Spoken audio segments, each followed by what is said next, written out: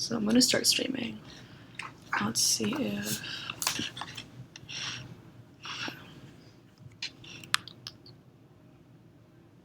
Okay, sweet, I'm live. Let me see if it's going to load. Okay, awesome. Okay, so today we're doing our 4th session, and it's on loops. And this will load. Okay, and then loops are pretty cool because they let you kind of like repeat the same program or same chunk of code without rewriting it. So I can show you that. But just to get started, so we have a sign-in, and then I have all of our code posted on GitHub, which is basically a website where you can access the code from today and previous sessions, just so you can like look at it yourself, change it if you want, and then see how it all works.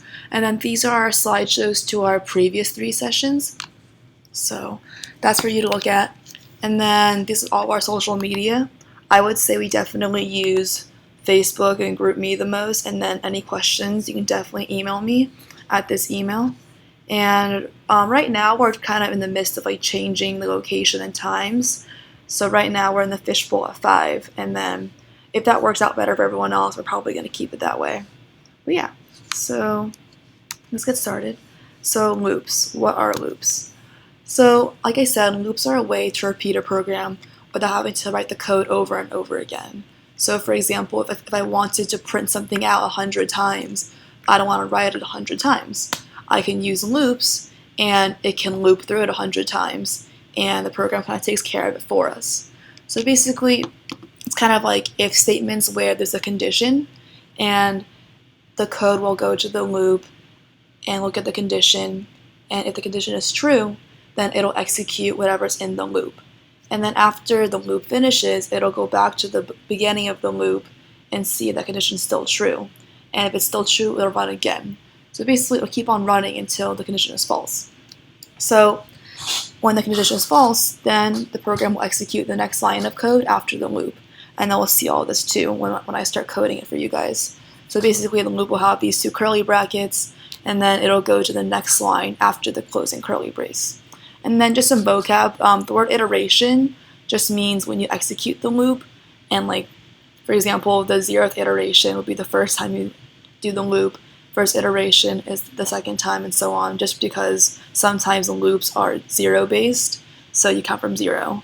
But yeah, so if I say like we're doing 100 iterations of it, that means we're going to run it 100 times.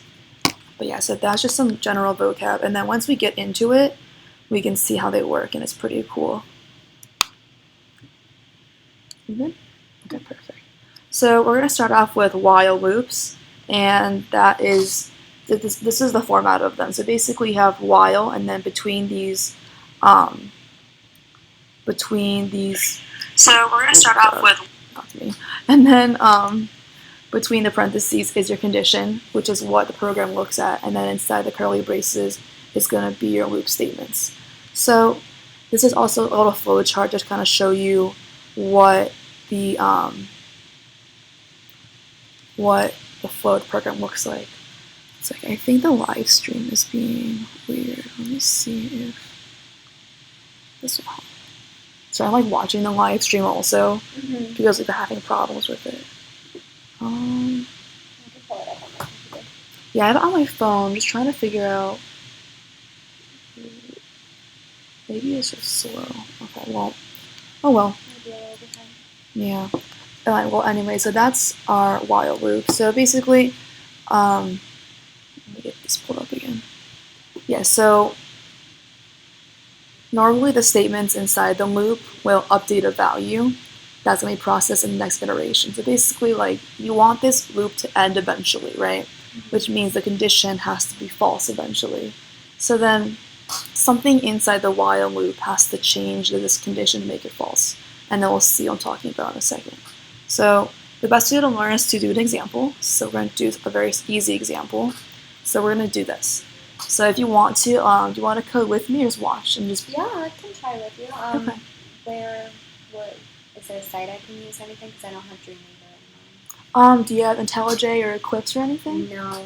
It's okay. So I can help you download that later. Okay. But if you want, we can just kind of walk through it. Yeah, no problem. Okay, perfect. So then we're going to create a while loop that prints out the numbers 0 through 9 inclusive, so meaning like 0, 1, 2, 3, 4, 5, 6, 7, and up to 9. Okay. So then I'm going to go to my, this is my IDE, IntelliJ. So you are live, it's just a little behind. Yeah, I don't know why it does that. It's been a problem, like an ongoing problem, but it's okay. I can try to fix it later. So I'm gonna make a new class. I'll just do live practice. Okay. So I just made a new class so we can code it live, and then I can zoom in for you so it's not so small.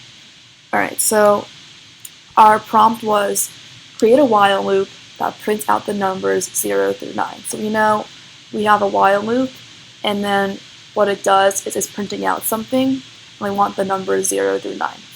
So, do you want me to just to walk through it with you, or do you want to like talk about it first? Or I can watch, and then if I have questions, I'll okay, sounds good. So, what I'm first gonna do is I'm gonna make my while loop. So I'm just gonna make it, and then this kind of follows the format and everything. And then you're gonna get an error right here for now, but just because it's not filled in yet. So we are going to create a variable, and since we're printing out the numbers 0 through 9, we basically want this variable to represent that, the number 0 through 9. So I'm gonna make it an integer type, so that's going to be a data type, and then I'll name it just x, and then I'm gonna set it equal to 0. So basically what this does is x is currently 0, and then it's going to get used in the while loop to print out the number 0 through 9. So here, so this is our condition. So right here, this is what tells us when our loop is going to stop. So we want to stop the loop once we print out 9. We don't want to print out 10, 11, 12, and so on. So what I'm going to say is, as long as x is less than 10, we're going to execute stuff in our loop. Oh, I didn't do the main. Public side for the main. Silly me. Okay, so we're putting this in our main, because basically we need our main, and that's the starting point of our program. So anything that you write has to go in there. I just point out. But yeah, so same thing applies. So now our condition is this. So if x is less than 10, then anything in the while loop will run. If x is greater than 10, then this loop won't run anymore, and it'll go to the next statement. So we can also see how the program flows. So let's do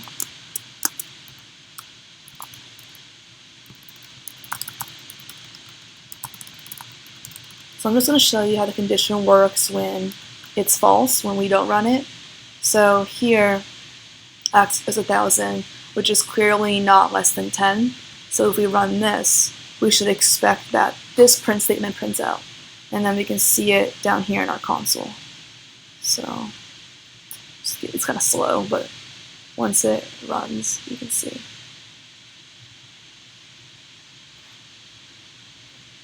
Okay. Oh, hi. So you can see that we skipped the while loop and nothing else ran. And that's to be expected. So let's go back to our original situation. So now we want to print out the number 0 through 9. So we have this print statement, and that basically prints something to the console right here.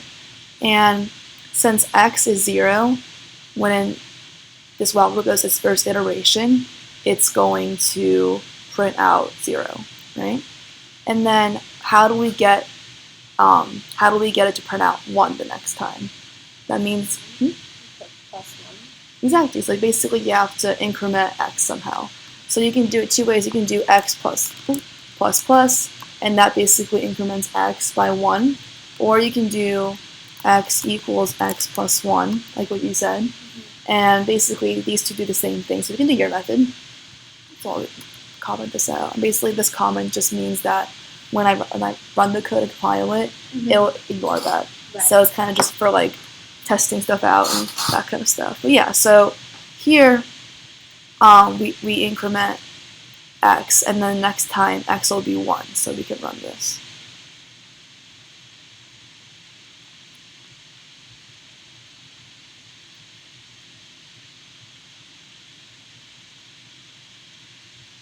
Okay, so here. So as you can see in our console, we printed out 0, 1, 2, 3, 4, 5, 6, 7, 8, 9. And then once it was 10, the while loop didn't run, and then we skipped the while loop, so let's comment out. So, did you get it, or do you have any questions? No, not so far. Okay, perfect. And then I think I'm going to show you one other thing. So infinite loops. So this happens, it's like usually an error, and basically that means the loop just runs infinitely. And that happens when the condition is always true. So that means you didn't like change your variable somehow or didn't change it correctly. So in this case, right, if we never incremented x, let's take this out, that means x is going to always be 0. And 0 is always less than 10, which means it'll run infinitely. And then I can show you that too. But yeah, so usually like whatever variable you're using in your condition, you have to change it somehow after each iteration, or else, well, it keeps running. And this is a very common error, but it's a pretty easy fix. So then I'm just gonna stop. Oh. Where's this? I'm just gonna stop my code. Sorry, it's like lagging.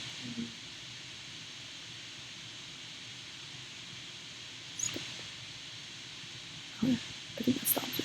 Alright, but yeah, so now we know that we have to always change something in our loop, and also we have to change it the right way. So for example, if we did x minus 1, right, it'll be 0 minus 1, which is -1. And then for the next iteration, it'll be -1 minus 1, which is -2, meaning that it's always going to be negative, which is always less than 10. So in both cases, it'll be an infinite loop, so you got to make sure you change it correctly. Okay. But yeah. So, and then the way you set, I guess, these two numbers is, since in our question we wanted 0 through 9, so I knew that it would start at 0, and then it would end at 9. So since 9 is, I guess, the integer before 10, that's when it ends. Okay. And so like what's a practical application of this? Is this like infinite animations maybe, or like where is this used? Yeah, so for loops, you know what an array is, or no? An array? Array. Like the math term? Kind of. It's kind of like the math term, yeah, basically. Like it stores like all these numbers. Basically, it's a way for you to, like, if you store data, let's say, in like a list, let's just say, right? You can iterate through the list and access each. A lot of the things that we'll do, it might not seem like super like practical, but just like with like practice and like getting like what they actually do. And then I think in my next tutorial it'll be like arrays, and that's just a way to like store your data, and then you can use loops to go through the array also. Okay. But yeah, so we did the infinite loops. Okay, so I guess it's just like more practical. So write a program that requires the user to guess a number between 5 and 10 until they get it right.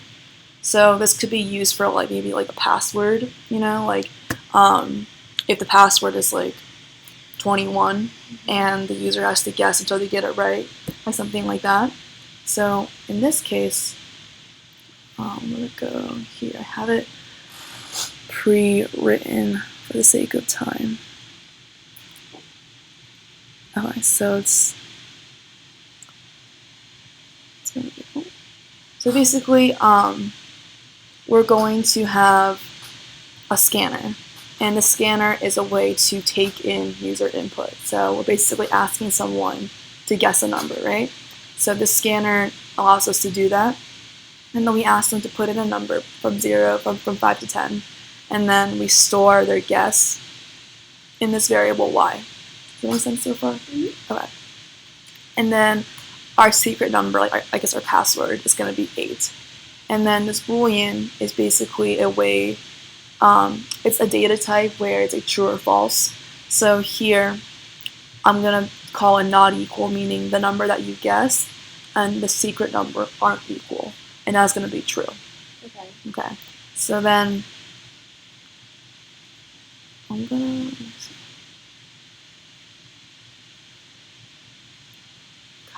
I'm gonna copy this actually because it'll be easier.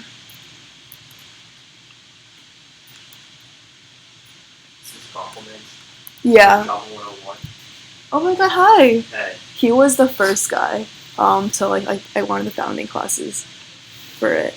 For this club? For STEM cool. programmers, yeah. So we have all of this, right? And then here I can code the while loop wise. So we have our while loop. One more time. Okay, so basically based on the question, like Mhm. let's say like the number that you have to guess is 8, Right. and you guess 5. Mm-hmm. That's like they're not equal. Right. So the loop is gonna make you guess again Okay. and again and again until you get it right. Okay.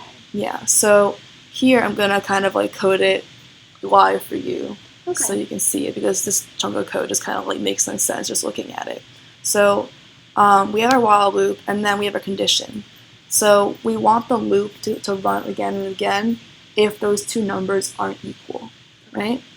So right now, not equal is true, meaning they're not equal. So that's why I put not equal in my condition. And the condition is true or false. And then for a Boolean, its values are true or false. Okay. Okay. So, have you gone over if statements yet? Or? Yes. Well, I mean, I taught myself. I'm not Okay. in the class. So. Yeah, so you're familiar with them. So yeah, so we're gonna have two conditions inside, right? They're either equal or not equal. Mm-hmm. Right, so we're gonna do our first condition. I just picked if they're not equal. So if y, which is our guess, is not equal to secret number. So if these two aren't equal, I want to somehow tell the user, okay, you guessed wrong, guess again. Okay, so I'm going to tell them with a print statement, your guess was wrong, input another number. And then now we're going to use our scanner again, and then we're going to assign that to y. So basically, have you used a scanner class yet? Or no? Okay, so I can show you on my other PowerPoints and what it all does. But basically, like I said, in the console so far, we've been outputting things, right? Yes. Printing stuff to the console. So what if you want to ask the user to like type something in, right? So that's when you use the scanner class. And basically, here, this input, so I name my scanner input right here. Okay. And the input.nextInt means find the next integer that you're going to put in and store that number in y. So when I run it, it'll also make more sense. So we have this, so we're going to make them guess again. And then the other condition is else if your guess is equal to the secret number. So now what happens? So now if they're equal, do we want the loop to keep running? No. So we're going to tell them you guessed correctly. And these print statements are just, I guess, kind of like for me and the user to like know like what's going on, just to tell them like what's happening.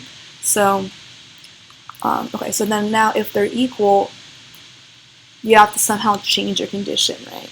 Yeah. So then the loop doesn't go on forever. Right. So the loop stops when this condition is false, right? So then you would make not equal false. Does that make sense? Which means equal. Yeah, so like Okay. not so equal. So it's like a double negative. Exactly, yeah. It gets kind of Okay. confusing, but basically, like, yeah, it's a double negative, meaning now it is equal. Could you also code this to be a while equal statement? Like, just to save, like, some of that confusion, and then if true, then, like, you guessed correctly, and then if false, or else if, it would be wrong? Yeah, exactly. Okay, so it could be, like, flipped around. Yeah, you can name it like whatever you want, but here I was just thinking like in my head, I want to run the loop while they're not equal. Okay. So like that's kind of like my thought process. But if you think differently, like that's totally okay. Whatever makes sense to you. Yeah. You Okay. know? Now I get it. It just took me a minute to realize that this is like kind of double negative. Yeah, no, loops are hard to get first when you're like first doing them, but then after like practice, it makes more sense. Okay. But yeah, so we're trying to like before, we're trying to update the variable on our condition, which is not equal. So now we're gonna make not equal equal to false. Okay. Okay. So hopefully that made sense. Like, and I'm gonna comment this out. These two are the same exact thing. I just coded this one in person, so you could follow it more easily. Okay. And then this one I'm also going to comment out. Alright. So now we're only running the parts that are not in green. Mhm.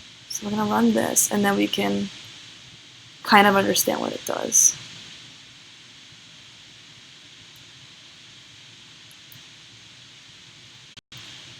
Right, because it's not going to go to the next one until you put in the right number. Exactly. Okay.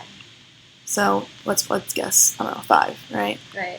Like the number's 8, so we're just gonna Right. kind of like avoid 8 for now. Okay. But yeah, so it's wrong again. So basically, I don't know. So this is like the code behind passwords.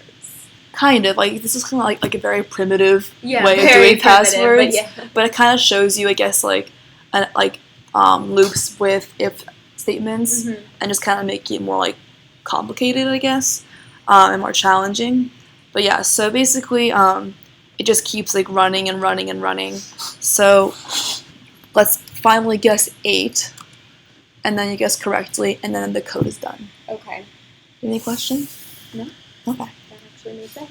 I'm glad. Okay, sweet. So that is that problem. And again, like all this code is gonna be uploaded. Mhm. I think ours is online, so you can like look at it and then like mess with it and everything like that. But yeah, and there's also do while loops, and these are basically like while loops, but like one difference is these are executed at least once. So meaning it'll do all the statements first Mhm. without checking any condition, and then it'll check the condition at the end. So if you follow this little flow chart, it starts and then it hits the do while loop, and it'll do the statements inside. And then after it executes all the statements, then it looks at the condition. Okay. And then once it hits this while, then it executes like another while loop. Okay. So I'm going to show you the same example we did first, which is printing the numbers. The one we just did, where they guess a number between 5 and 10 until they get it right. But this time we're going to do a do while loop. So I have the code here again, but this is to show you how it kind of, I guess, like translates. And in general, people will usually use a while loop over a do while loop if they can like avoid it. But if you like have to have your code executed at least once, then you have to do the do while loop. So it's kind of like a case by case basis. But So what would be like an example of a do while loop? yeah, so for example, one that I did was if you have like a menu, right? Mhm. So let's say like you have a menu for a bank, and you have option 1 is to open an account, option 2 deposit money, option 3 withdraw money, option 4 exit, Mhm. right? So you first want to display your menu, and that's what the do does in a do while loop. And then it can loop through the menu again and again, because if you want to, let's say, deposit money, and then in the next loop withdraw money, and then in the next loop deposit more money. Mhm. You know, you can loop through it again until you want to exit the loop, like exit the menu. And that for a do while loop, like it'll execute once, and that makes you pick the option in the menu, and that kind of starts the loop. Okay. So if you clicked exit, that wouldn't be the loop. That would be the condition that ends the loop. yes, Okay. yes. Okay. But yeah, so like these aren't, I guess, super common, but yeah, like when I've used it, it's been for like some sort of like menu where you pick an option again and again. But yeah, so this is just to show you how they're very, very similar. So I think this is, so this is basically a very, very similar code. You have your scanner, and then you're being asked to input a number, and this time you're putting your guess into the variable called guess. And I name my scanner scan this time instead of input. It doesn't really matter. but the next int has stayed the same because you're trying to find the next integer that comes in. So basically here it's just saying like execute all this code first and just compare without caring if they're equal or not. And then here for the while loop, that's when the condition comes in. So for example, let me see. Let's comment it out. They basically run the same, but it's a different format for the loop. This is so slow, I'm so sorry. Okay, so let's guess I'm like 4, right? So here, when it asked, so did I not comment it out? Okay, I'm gonna comment this out too, sorry. Now I'll show the other stuff.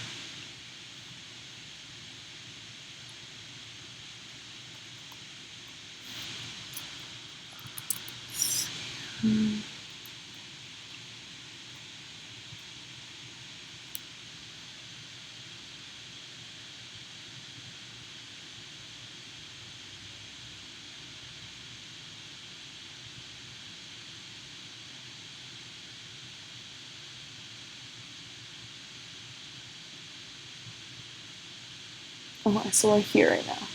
So entering a number, and then we're gonna input our number into the variable called guess. So let's put in like 3. So here, there's no condition, it's evaluating, so it's just gonna go automatically in here. Whereas before, it would look at the while loop condition first, and then it does the same thing basically. If guess isn't equal to our secret number, tell them it's wrong, ask them to input it in again, and then if it's correct, then you tell them they're correct, make not equal false, and then this whole thing terminates. Okay. Does that make sense? Yeah. Yeah, so they're very, very similar. So once you get one, you kind of get the other. So that's a do while loop. Now for loops, I think these are, I would say, probably the most common because they're more concise, and you use this to, like, when you know how many times you want to run your code. So in the beginning, they might seem all kind of like very similar, but then once you start coding more, you kind of get the hang of it. I personally use for loops the most, and then while loops, and then do while loops. Is this a variation of like for each? Yes. Okay. Yeah. Because so I've seen it before. I thought I saw it, but I've seen for each. So. Yeah, I think the for each one has a different syntax inside the parentheses. Okay. This is kind of like the very like basic for loop, just for the sake of this tutorial. But yeah, so basically, I can show you in the next slide how basically like the while loop and the for loop, they have the same components, just structured differently, and which makes the for loop preferable over the while loop. So you initialize something, you have the condition, and then you also increment and decrement your variable in this whole line. So I can show you here. So here. So just before we start coding, I just want to show you what I was saying. So here you have for, and then you initialize the variable x. And then you set the condition x is less than 10, and then x plus plus, which basically is the x plus 1. Right. So then this is basically the same thing as the while loop we did first. Okay. And I circled how they're similar. So here you initialize something outside the while loop. You have the condition inside the parentheses. And then inside your while loop, you have to somehow change your variable, right? And then this is kind of like all over the place, whereas it's more condensed in the for loop, right? So let's go back to this. So you're going to initialize the value like we did with the while loop, and then start the condition, do your statements, and then you're going to somehow change, like increase, decrease your variable, and then do it again and again until it's false. So same idea, and then we're going to do the same example with for loop. So we're going to make a for loop that prints out the numbers 0 through 9. So we're going to go to our code. So here, so for, and then going back to our PowerPoint, the first thing that comes in the parentheses is you're going to have to like initialize something, like a variable. So since we're printing out the numbers 0 through 9, we're going to do an integer, and we can just call it num, and then we're going to set it equal to 0, because that's the first number we're printing. Okay. And then don't forget to add the semicolons in here, because they'll throw an error if you don't. Okay. And then the next thing we have is the condition. So we're printing out 0 through 9. So where do you want x to stop? Less than 10. Exactly. So when x is less than 10. Okay. Oh, sorry, not x, num. No. Yeah, so make sure your variable names are all consistent inside the parentheses, and also the order matters. So you have to do initialize, condition, and then increment or decrement. So are we going to increment number or decrement it? Okay, good. So we're going to do x, oh my god, it's not x, sorry, num plus plus. So yeah, so that is our for loop, and then we need our little brackets, and basically, what do you think is going to go in here? We're just going to print stuff out. Well, we're checking for a condition now, right? Not in this case. Or an input. What do you mean? Like, we need the user to input the number, right? Oh, not in this case. So with this example, we're creating a for loop that just prints out the numbers 0 through 9. Oh, okay. Yeah. So we're not taking in any inputs or anything. Okay. I forgot now. It's okay. We're just gonna output it. Okay. So we're gonna do this statement. So basically, this statement just prints out stuff down here to your console. Oh, okay. And if you look at our while loop we did first, it's basically like the same structure, where you have you initialize your variable as a condition, and you just print out the variable. Okay, so I think I see how it kind of reformats it. Yeah, here I can show you this again. So do you see how these two are similar? Do you have any questions? No, I think I'm good.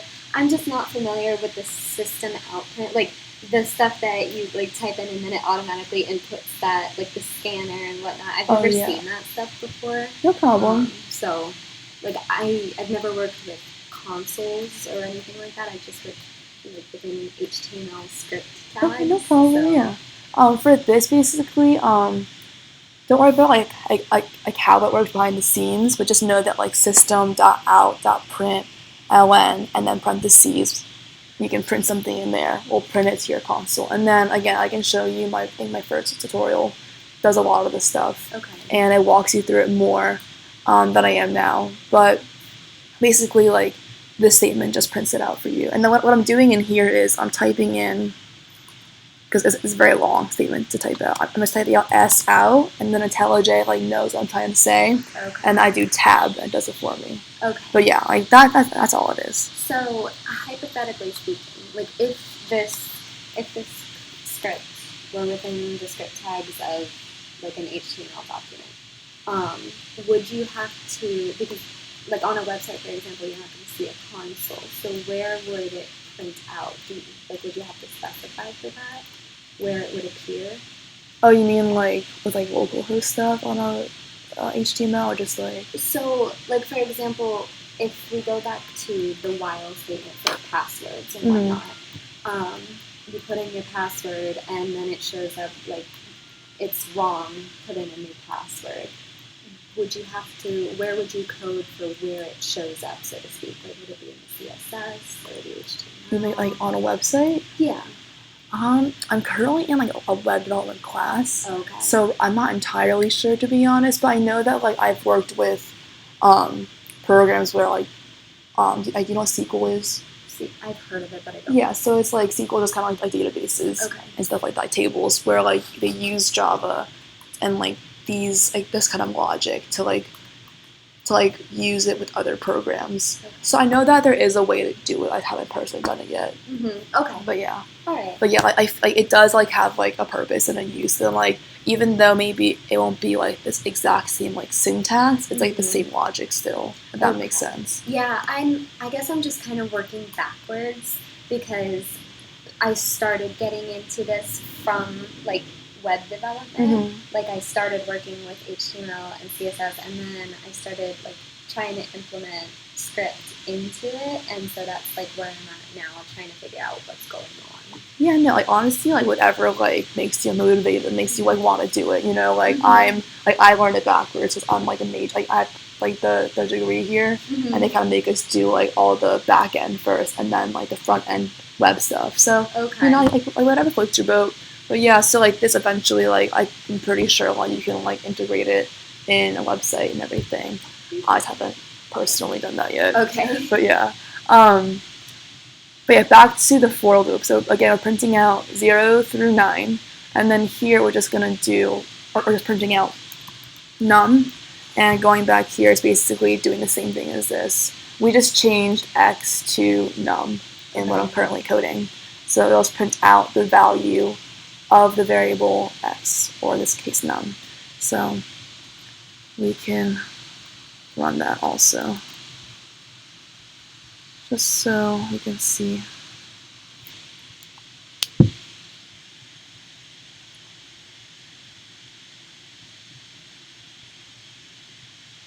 But yeah, as you can see, we have 0 through 9.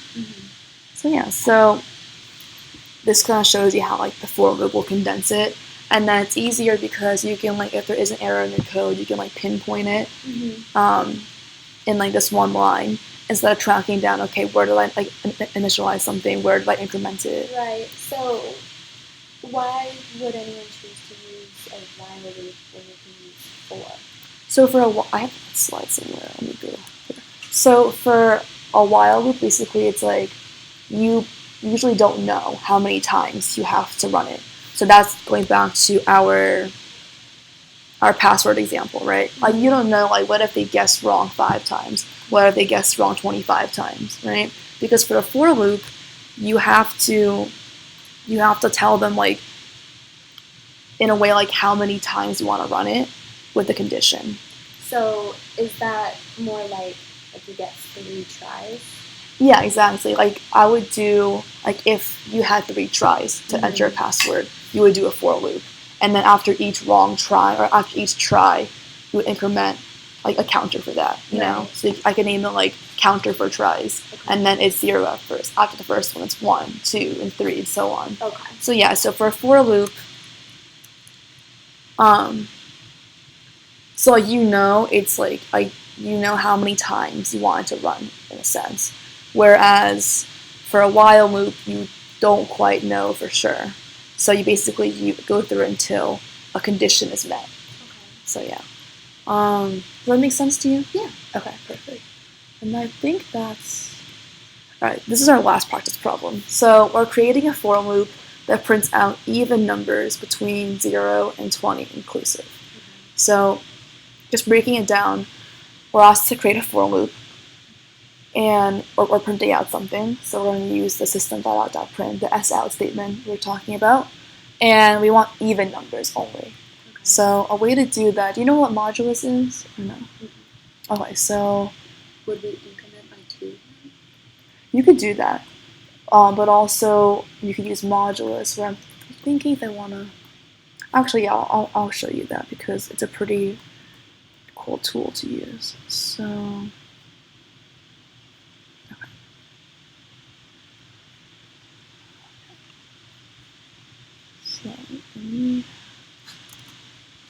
Okay, so we know we're making a for loop, right? So I'm going to get that set up. And we are printing out numbers between 0 and 20. So just looking at that, we can initialize our variable and then define our condition. So we're going to name it, let's say int x. And then what do you want to make the value of it first? We're going from 0 to 20. So 0. Okay, perfect. So we're going to do 0 because we're starting there. And then what condition do you want? Like we're stopping at what number? 20. Okay, so x plus equal to 20. If we're stopping at 20. So if you do x is equal to 20, the condition is that like x has to be 20. So it'll ignore when x is 1, 2, 3, 4, 5. So x less than 21? Yeah, exactly. So you can do x is less than 21. Or if that doesn't come as naturally to you, you can do x is less than or equal to 20. Oh, okay. So like let's keep it like this for now, just for some variety. So yeah, we're stopping at 20, but we want to include the numbers 0 through 20. So numbers less than 20, and then 20 itself. Okay. Okay, so then how do you want to increment or decrement our variable?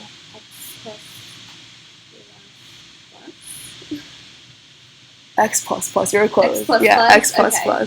So that's basically going to increase it by 1 each time.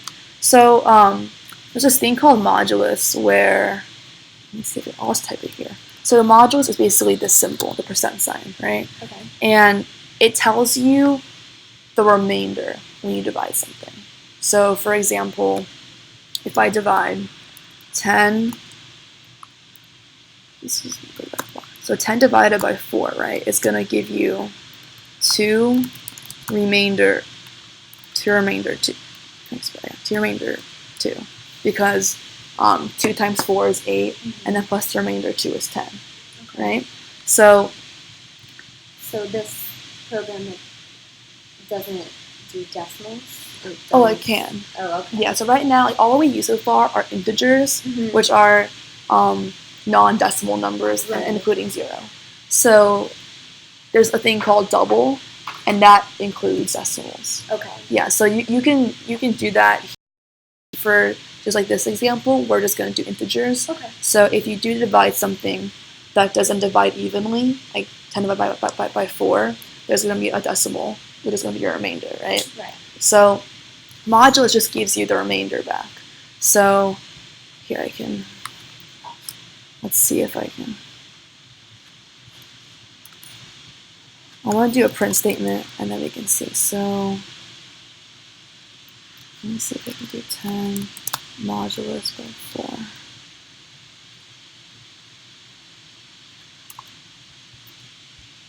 And this comes in handy when you're trying to do stuff like, is stuff even or odd? And then I'll explain why in a second. So it's 2, right? So this is going to give you the remainder of 2. So that's what modulus does. So that 2 is the remainder value. Yeah, this is a bad example because they're both 2. Yeah. Let me do 10 divided by 3, which is going to be 3 remainder 1, right? Okay.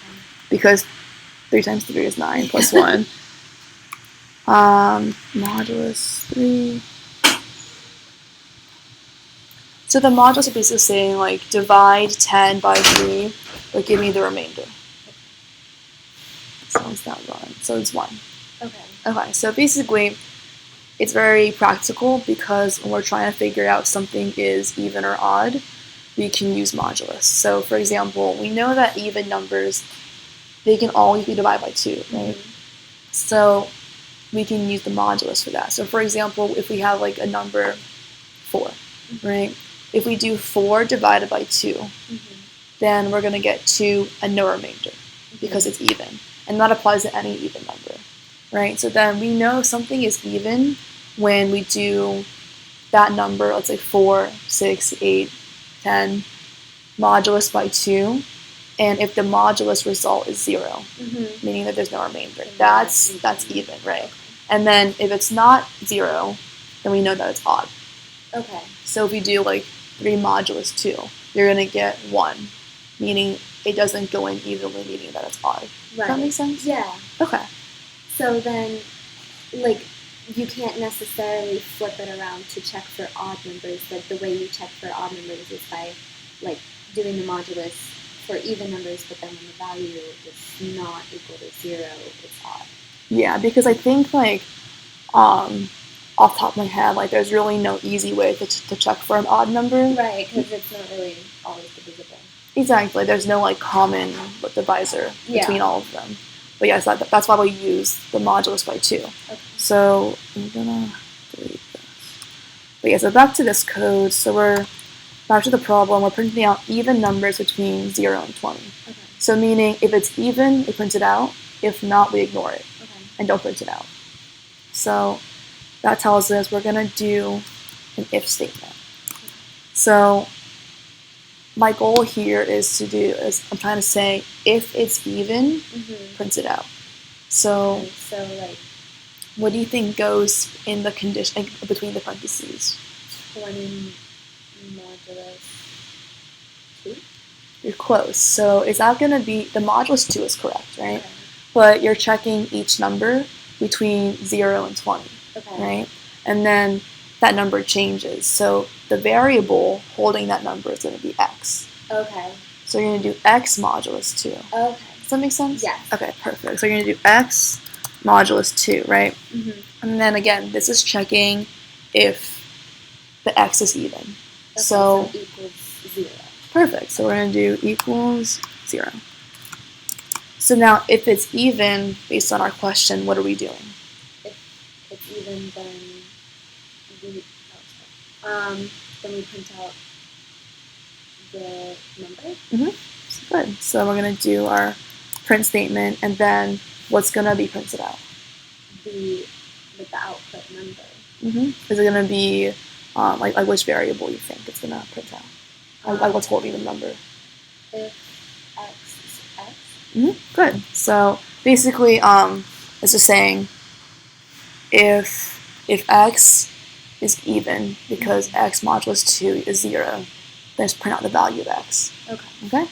And you don't have to do an else statement because we're not printing it out. Okay.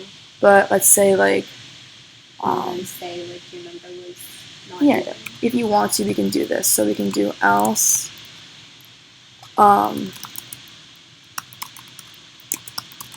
your number is odd. Okay, so we can run this and then just see how it alternates.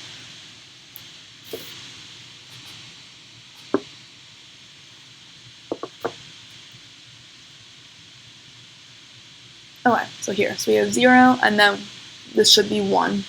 But since it's not even, it goes to the else statement and prints out this print statement. Okay. So as you can see, our output is 0, your number is odd, 2, your number is odd, and so on. Okay. Does that make sense? Any questions? No. Okay, perfect. So that I think is our last example, and then just these two keywords. So break, it means that you leave the loop entirely and just go to the next statement after the loop. And continue means you leave the current iteration and you go to the next iteration. Okay.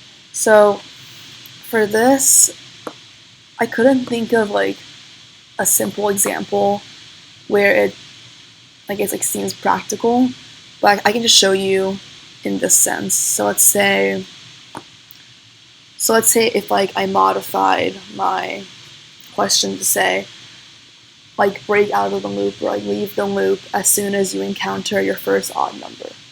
Okay, so basically I encounter my first odd number and then I want to exit the loop entirely. I don't want to go back to the loop again.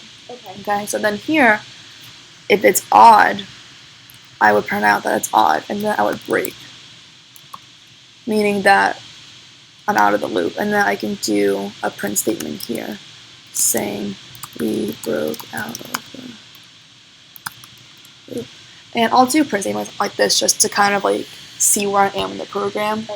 And that helps you just see like where your code is either working and not working. Okay. Just seeing like if it follows your train of logic. Because sometimes like you code something and you think something and they're doing different things. Right. You know? So then I'm like, I'll do a print statement saying, like, okay, like we're out of the loop, we're in the loop, to kind of track where my code is going. Okay. Yeah. That would be really helpful. Yeah. So Know where it's going wrong. yeah, exactly. Because like there are times where like it's running like let's say 100 times, or like is it going wrong in the first time, the 50th time, Right. you know? But yeah, so let's let this run, and then we can see the break. So okay, so 0, and then after 0 is going to be 1, and that's our first odd number. So then we break out of the loop. As you can see, they don't print out 2, 3, 4, or anything like that. And then it breaks out of the loop entirely, and it goes to the next statement after the for loop, which is this print statement. Okay. So would a practical example of this be something like, for example, like an online quiz that you take for a class or something? Like the first time you put in the wrong number, like it tells you you're wrong and you don't get to redo it? Yeah, exactly. If you want to think of like a good analogy in like the real world, that would make sense. You know, like you can't go back again and again and Right. try again. But yeah, it's a good example to like understand it better. Um, so that's break, and then continue. Let me see. I'm not sure if continue is gonna be as applicable in this, but so I think in this case, actually, I'm gonna put it here. So in this case, my idea right now, kind of doing on a spot, is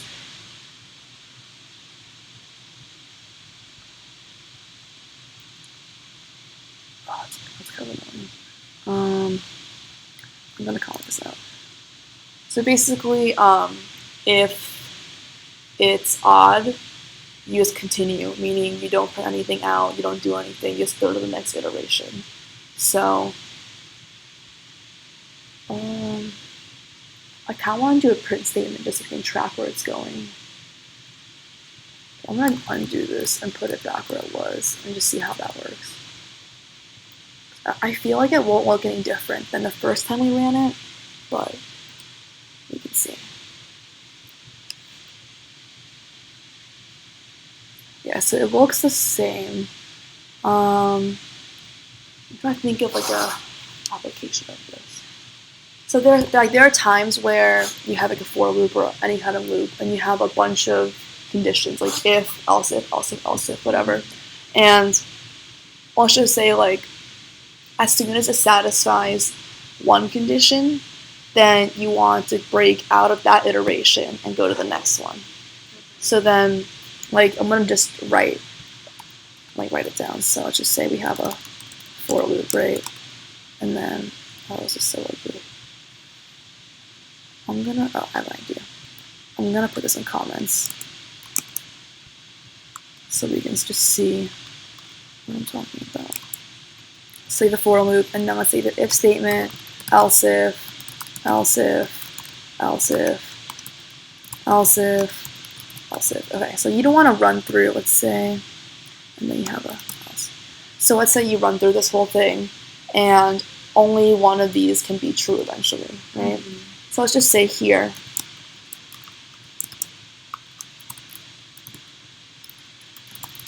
this condition is true. So let's just say it runs through this loop, and then the second else if statement is true, right? So you don't want to go through the rest of these statements and kind of like waste your time, right? Mm-hmm. So then this is where you would put a continue,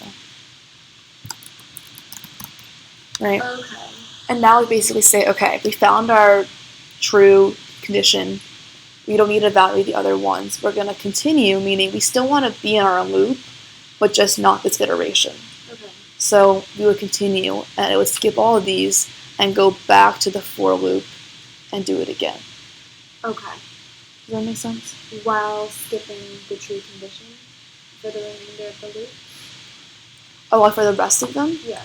So here, like for this iteration, let's say like, let's say x equals like 2, right? Mm-hmm. And this also statement is saying like if x equals 2, and that's true because x is 2. Right. So then maybe at the end, and maybe in this for loop, like we're incrementing. This is like very very fake code, yeah. But just to kind of show you like what like the idea is. Mm-hmm. So what you asked was, is it going to skip this for the rest of the iterations, right? Mm-hmm. And then the answer is no in this case because we're going to be changing the value of x. Okay. So in this iteration, x is 2, and then this condition is true, and it'll continue. So when it continues, it'll still increment the x. Mm-hmm. So it'll continue, and then in the next iteration, it's 3. So now this else if statement is false. Okay. So it won't skip it just because you've already evaluated it as true. Mm-hmm. It'll skip it only if the condition is false. Okay. If that makes sense. Okay. But yeah, so if we let's say if we changed it and we did a modulus again, right? Mm-hmm. So for this iteration, 3 modulus 2 is not 0, so it'll skip it. But then in the next iteration, if it's 4, then this is true again. Mm-hmm. So you don't skip it. Okay. Does that make sense? Yes. Okay, but yeah, so a continuous is kind of like when you just want to like save your time and not go through the code all over again. Okay. But yeah, so I think that's the last bit of it. We went over this, and then okay. So do you have any questions at all about anything, or No. you all good? Yep. Okay, sounds good. All right, I'm gonna end the live stream.